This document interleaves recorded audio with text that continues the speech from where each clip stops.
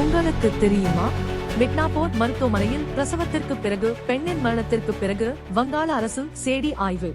பணவீக்க தரவு குறித்த பார்வை. ரிசர்வ் வங்கி மெலிதான தேர்வுகள்.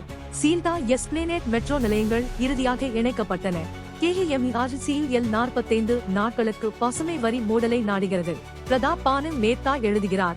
இந்தியாவின் வளர்ச்சி மந்தநிலை என்பது அரசாங்கத்தின் மீதான நம்பிக்கையை குறைக்கும் சமிக்கையாகும். யோகேந்திர யாதவ் எழுதுகிறார். இல்லை, MSUPக்கு சட்ட உத்தரவாதம் ஒரு முட்டாள்தனம் அல்ல. மக்கள் காயப்படுத்த படிக்கும்போது என்ன நடக்கும்? இந்தியாவின் உயரும் சமத்துவமின்மை பற்றிய கூற்றுக்கள் முழு கதையையும் சொல்லாது. இஸ்ரேலுக்கும் ஹமாஸுக்கும் இடையிலான போர் நிறுத்தம் ஒப்பந்தம் 14 மாத மோதலை இடைநிறுத்தக்கூடும். பிடன் பிரத்யேக நேரடியின் ஆதார் கட்டாயத்திற்கான திருமணம் போன்ற பதிவுத்தரகண்டில் புதிய UGC விதிகள். மேஷம் ஜாதகம் இன்று ஜனவரி 14, 2025.